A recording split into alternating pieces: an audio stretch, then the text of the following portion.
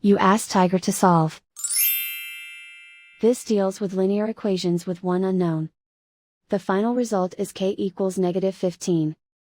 Let's solve it step by step. Group all constants on the right side of the equation. Add 11 to both sides. Simplify the arithmetic.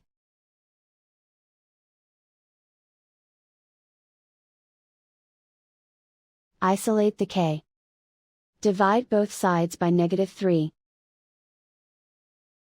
Cancel out the negatives.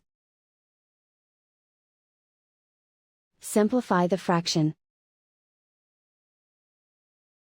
Move the negative sign from the denominator to the numerator.